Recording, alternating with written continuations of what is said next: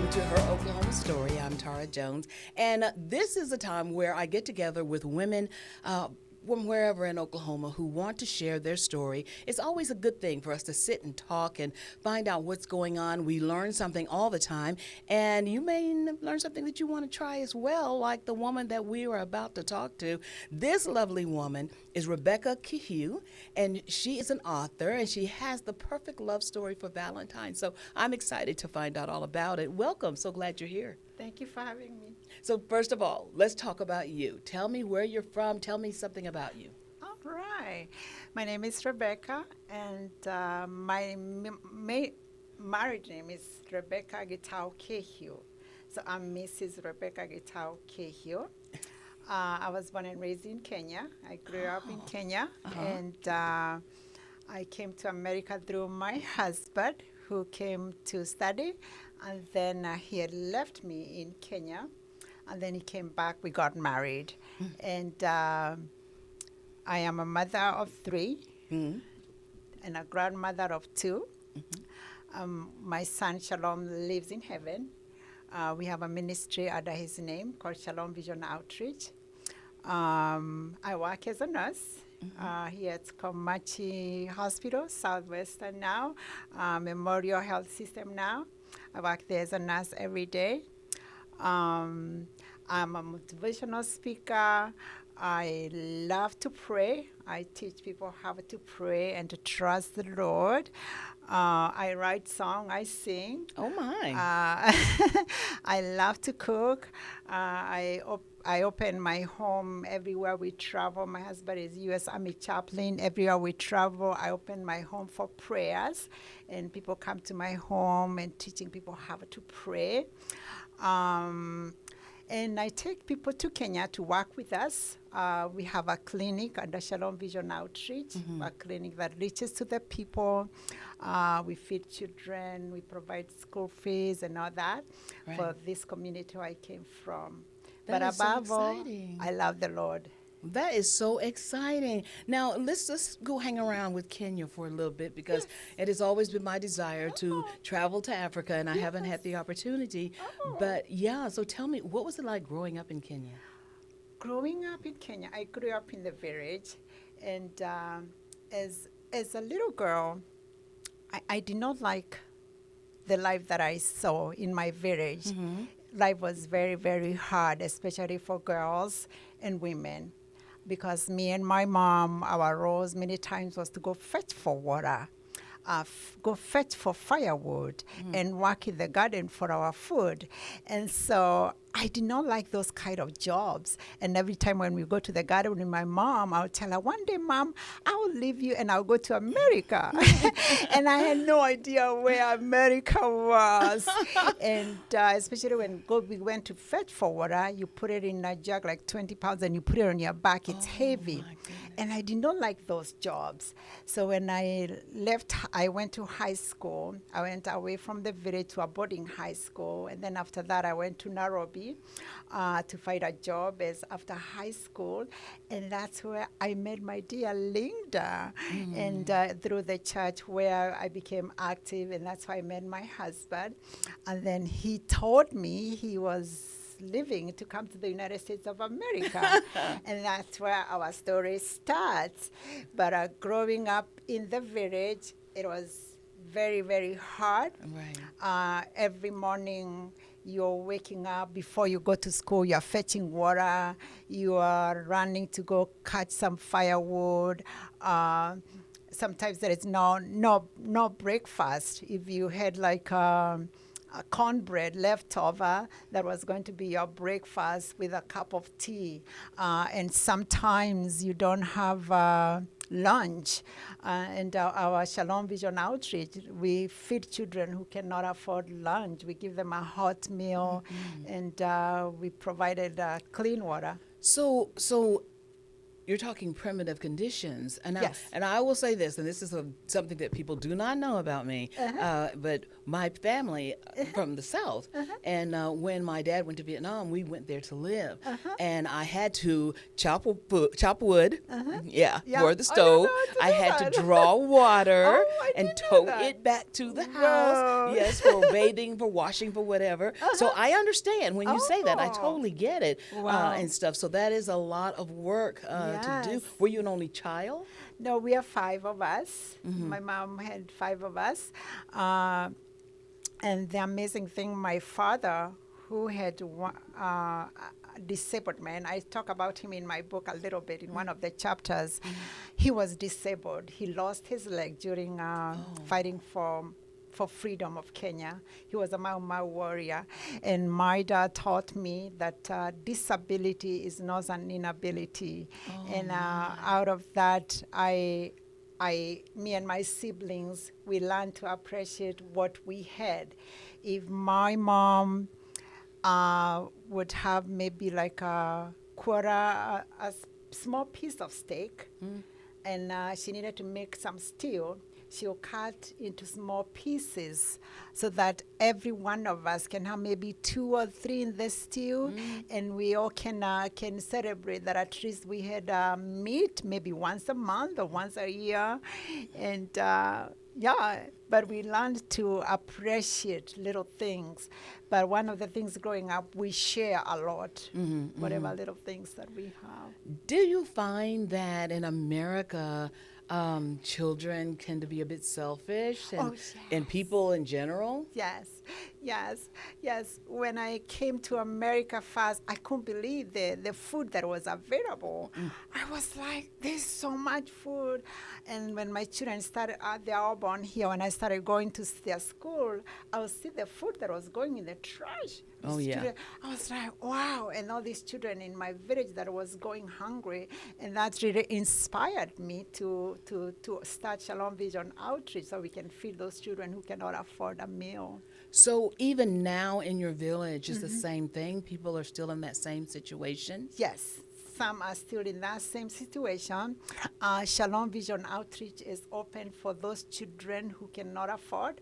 And our clean water, we dug a big well. Our clean water, you remember I didn't like to go fetch for water. Yeah. And especially it was dirty water that you drink and then you become sick. Our water, Shalom Vision Outreach water, is available for the entire village. It's clean. And those children who cannot afford to have a meal, basically rice and beans, they can come to Shalom Center and have some rice and beans. Oh, wonderful. Yes. How many children do you work with down there? We have 60 children right now, but the school system has opened for Shalom Vision Outreach once a week. 600 plus children. Our team goes there and talk to them about the Lord and just minister to them and love on them and give them hope. There is a lot of hope that is needed in many of these villages. Yeah. What did it cost to build a well? This well, the Shalom Vision Outreach well, it costed us $15,000. $15,000 is big, huge well. Initially, the water was flowing from Shalom Center, and the water was, people dug trenches. The villagers came out and dug trenches and put the pipes on the road, and they had the water flowing to their homes. Remember, I hated to go fetch for water, and it was so much joy to see the women in the village not carrying that anymore, and they have their water outside their home, and it's clean, So and such a commodity that is here in America. We don't think about it. We just open our tap water. That's right. And we can get a glass of water. We are not thinking that we're gonna get sick or anything like that. That's right, and get very angry if we do. I So, know. but tell me this: the women there. What are the opportunities there for women? Are they oppressed? Are they still fighting through? What? The women are very oppressed. My husband and I, we have taken groups to work with us, taking mission trips. And our guests, sometimes they cannot believe watching a woman carrying a load of cow feed, and on the other side they are carrying a baby. Oh, my. And sometimes they would be like, why is a man carrying maybe a spade on his shoulder and the woman is bent, carrying a heavy load on the back, and the man is walking straight? Mind you, sometime this woman could be pregnant. And one of the things that inspired me to bring a clinic in my village is because there is a hill to climb up to go to catch a bus. Thank God right now we have a road to catch a bus, or you can go to another city to deliver. And as many women as they try to climb there and they're in labor, it's tragically, some of them have never made it. But there is still suffering and oppression with the women. There's still some things like genital mutilation. I speak to girls and I tell them, no, that's not right. You have to refuse it. And, and empowering them and giving them hope, especially in Christ. It just breaks my heart because, you know, for so long we hear this, we read about this, we see on TV, but until you get a one-on-one with someone who actually knows, it's just so heartbreaking. And so what help, before we talk about your book, tell me, what help do you need for your ministry? Are you taking a group this year? And if so, what does someone have to do to be a part of that? We're taking the group maybe at the middle back there at the year. All you have to do is get in touch with me. We like to kind of like form a team and give you a little bit of education about Kenya and about the culture. So that we can prepare you and teach you some few Swahili words like jambo. Jambo means hi. Jambo. And little words here and there, and basically to enlighten you about the culture, because you're going in a different country. Some things that you do in America, you don't want to do that in that culture. So we try to do that with the teams. When we form a team, we take doctors, nurses, women like you to empower other women, and everybody always has something to do, and it's always a joy and then when you come back to the United States of America, you don't complain anymore. Because you've seen the other side. Yes, you've seen the other side. And you've seen very happy people who may not have shoes on their feet. They may have nothing in their stomach, but very happy. Oh my gosh. You know, I'm a rescuer. You would have to say to me daily, don't do it, because I would be like, no, don't make her do that. So, oh my gosh, we have to talk about that. I've wanted for years and years to go. I believe I'm supposed to go. So I've got to go. I've got to get it together. So I'll take you. Wow. Oh I'll my gosh, take so you. Yes, I'll take you. My husband's probably watching. He's wondering, what? Wait, what? Yeah, but anyway, okay, I'm excited to talk about your book because Valentine's Day is coming up. And everybody just loves a love story. And this is called Dear Lingdar. And this is such a love story. So tell me how it got started. Dear Lingdar, when my husband left to come to the United States of America to go to Bible school in the early 90s, so he engaged me and left me an engagement ring, and he would write letters to me, and in this form of paper. He would write all his feelings. A lot of words on there. Yes, because he needed to make sure that all his words that he needed to say about how much he loved me, it was on the paper. So he would put them, and then airmail. It'll take a couple of weeks to come to Africa from America. And then by the time I get it, I'm replying to the other, telling him how much I love him. So we would do this for 2.5 years, correspondence, long distance courtship. We didn't have texting, we didn't have cell phones, but this was our way of us communicating to each other, telling each other how much we love each other. And it's all in your language, of course. It's in and English. stuff. It's Is it English, English? and some of it is in, Okay, I just want to hold it up. I'm not going to read Yes, because yeah. I don't want to. But look at all those words. I Yeah. mean, let me just go over here, show this. Look at. I want to show all these words. There are a lot of words on this page here. So Yes. that is so sweet. Yes. Oh my gosh, more words. Yes. Oh, words, page after page of words. Look at that. Yes. Oh my goodness, how adorable. So, people talk about long distance relationships all the time, Yeah. but it can work. Yes, it can work. It can work with prayer and faith and commitment. It can work. It can really work, especially when there is that trust. Yeah. He gave me a ring and he told me he'll come back for me. And being a young girl in my 20s, I was beautiful and young, and there were other men who were surrounding me, and they knew I had a ring and I was engaged. Yeah. But this man who engaged me had left the country. He had gone. He's gone to America. So they would still come. But because of what he was telling me in these letters, that he loves me, he is coming for me. He was telling me, get ready, I'm coming for you. Nothing was going to move me because I knew when he left, he gave me a promise that he's coming for me. And continuing the writing of the letters back and forth, it assured me. I would read these letters, I'll be like, yeah. I'm still the only one. I'm still the one who went for him. And I'll write him back, and he'll be like, yeah, you are my Linda, your dear Linda. And so that's how it all started. And from there, for 2.5 years, he told me he's coming back to Kenya from America. And I was super excited that he is coming back. And his parents had to go to my parents. I talk about it in my book.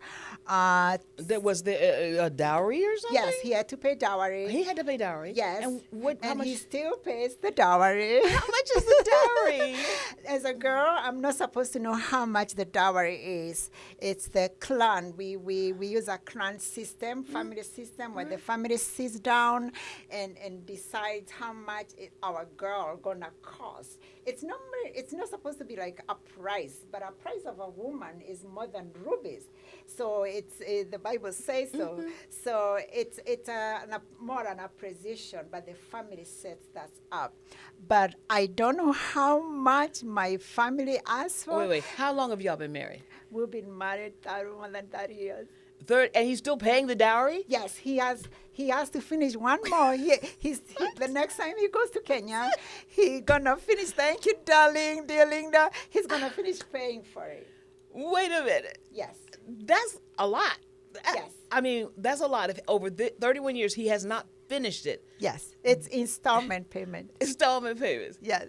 Okay, tell me this then, because you're not supposed to know how much it is. Yeah. How much could it be? How much could it be? Yeah. What's the ballpark? So in the early ages, it was goats and cows. Yeah. But in our lifetime, it's money. Okay. If I predict how much it is as a girl, I will be cutting myself short. So it can be a lot of money.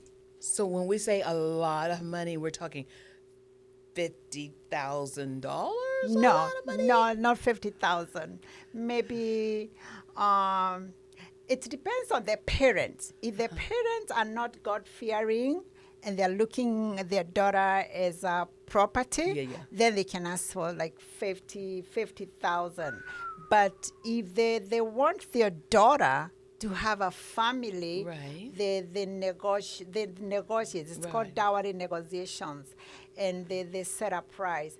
So I would say maybe not more than 20,000. Wow. Not more than 20,000. I'm calling my husband and see how much he'd pay.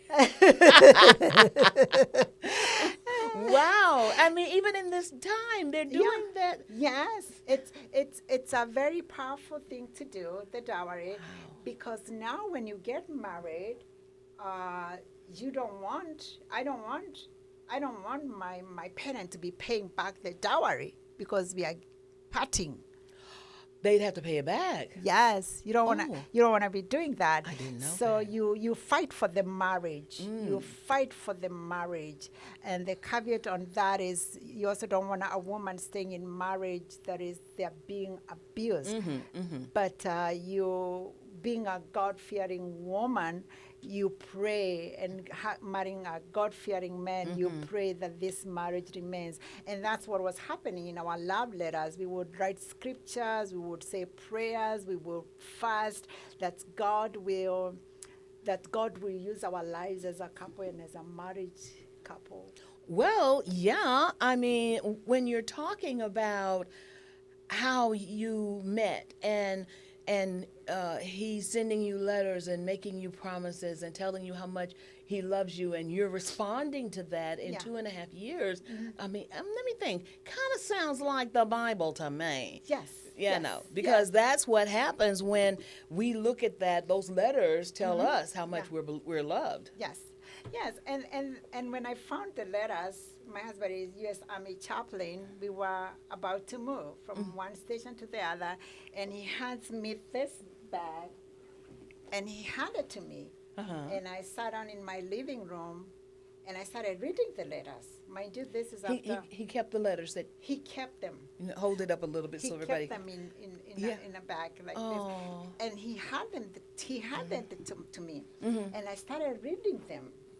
And I'm weeping, I am crying, and I'm like, these are very powerful letters. And I sat there and I asked the Lord, what do I do with this letter? These are powerful.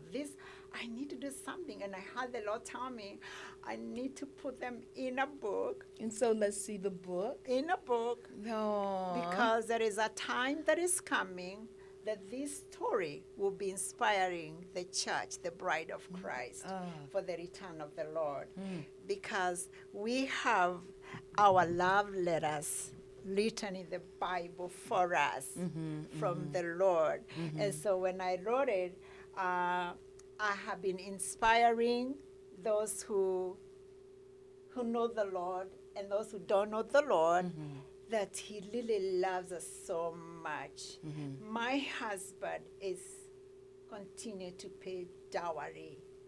But when I read the faith about Jesus, he paid for my sins only one time, and he's coming back. And the stories in the Bible, they tell us how he's coming back.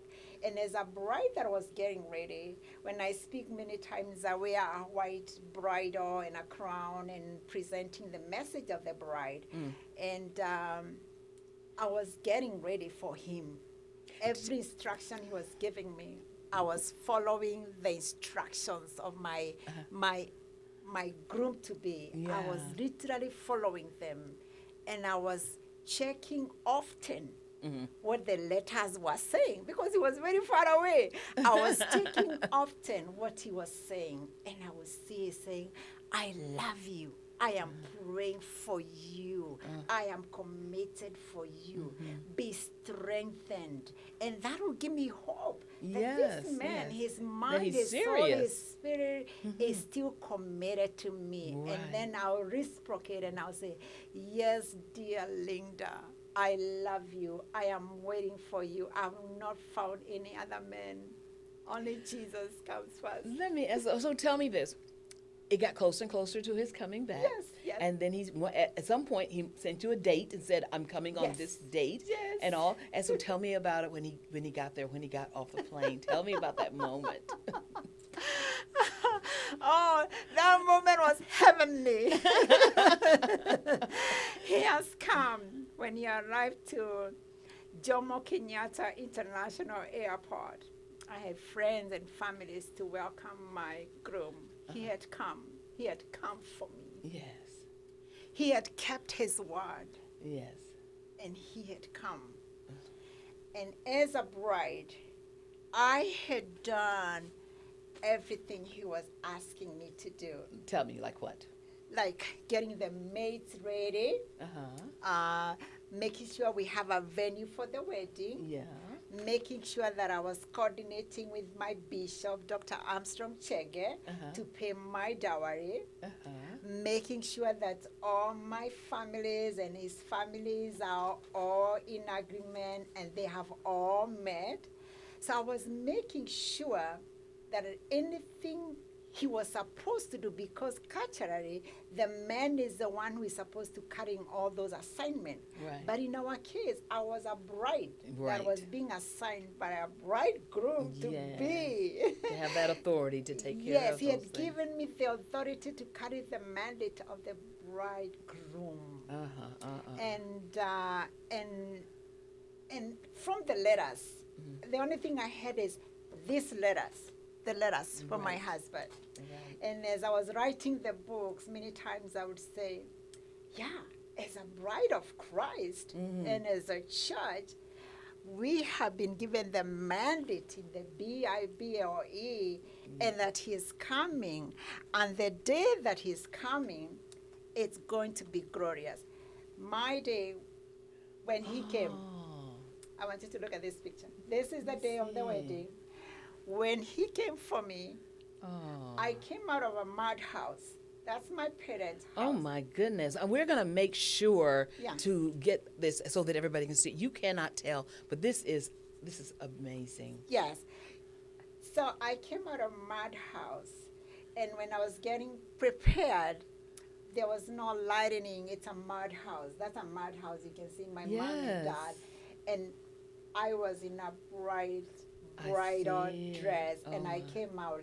There was no dust. And as soon as the women started getting me to go to the car, they spread carpet on the floor so that I don't get any dirt as a bride. Oh my. And by the time I arrived in the city of Nairobi for the wedding, I was spotless bride. Oh my goodness. No spotless bride.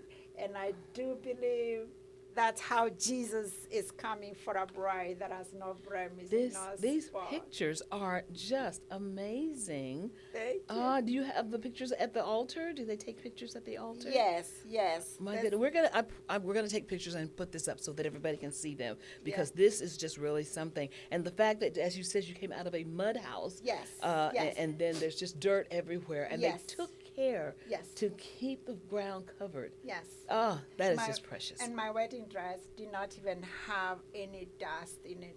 So when I was writing the book, the Lord was inspiring in me that as a bride of Christ, how he wants us to be so spotless, pure, and clean, bride My goodness. adorned and purified. For This the Lord. is amazing. So tell me now, you wrote the book. Yes. How long ago, and where can people get it? I wrote the book during COVID. Oh, okay. You know, during COVID, we had so much time to. So I wrote the book during COVID in 2022, and it's on Amazon. You can find it in Amazon. Okay. And also you can find it on Nulia bookstores in Kenya, and also you can find it online. You can read it on Kindle. And yeah, you can find it in those places. Tell me, what are your parents, your family, your village, what do they think about this book? It inspires them. It inspires them. The day of the wedding, his family sent buses to the village to come and get anybody who was ready to go to Rebecca's wedding. If you were clean, you had shoes on, and you were on time, there was space for you to get in the bus to go for Rebecca's wedding. So there has never been a wedding like that in the village, because many girls get children out of wedlock, they drop out of school. This particular one, she's getting married and she's leaving the village. She's going to Oh, my America. gosh. So this story, as the Lord spoke to me, has continued to inspire girls, boys, anyone, that is our Rebecca.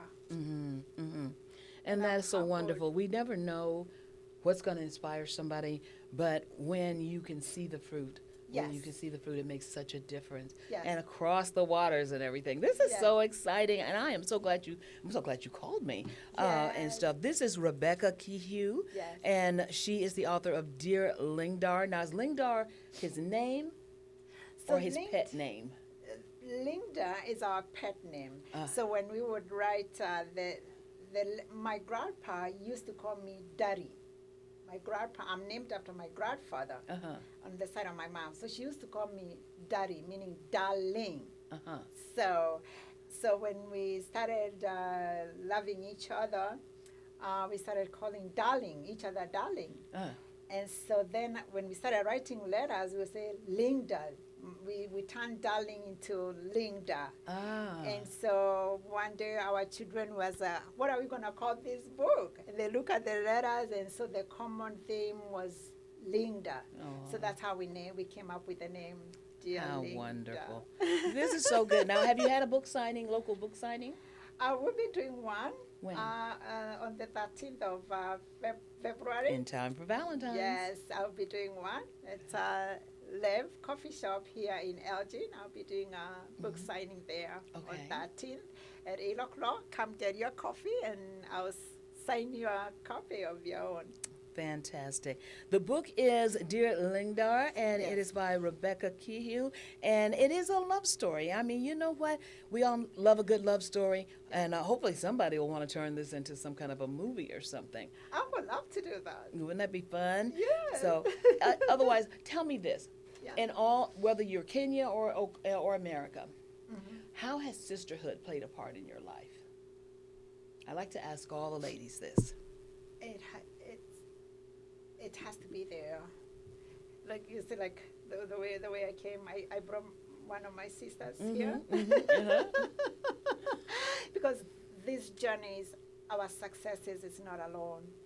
Our victories, we are not alone. Being a military spouse, every place where we are moved, as a wife and as a minister and a nurse, a mother, grandmother, I have to have community. I have to have my sisters surrounding me, you know, like my sister who just brought me, Sister Harris. I was talking to her coming here because I've never been here, you know, and she came and helped me do a few things, and we get in the car. She's driving me here. Sisterhood is a must. It's an empowering. There is no way I can be at the top without my sisters. It's community. In Africa, we say it take a village to raise a child. So sisterhood to raise our children, our community, what is Yes. happening in our community. Even when I work as a nurse here in the community here in Lawton, Right. it takes a team, a community for success. So sisterhood is such a blessing. It definitely is. Yes. And I'm so glad we're a part of each other. Sisterhood as well now. Yes, we are. Thank you again for being with us today. I so appreciate it. You're welcome. All right. All right, this is her Oklahoma story, and I hope that you enjoyed the show today and that you would take the time to send me an email at tara.jones@kswo.com and tell me your sisterhood story, or tell me what it is that you're doing here in the Sooner State. I'd love to have you on the show. Of course, you can always contact me here at the station at 580-355-6397, or you can find me on Facebook, Tara Jones TV. Otherwise, have an absolutely splendid day, and thank you for joining us for her Oklahoma story.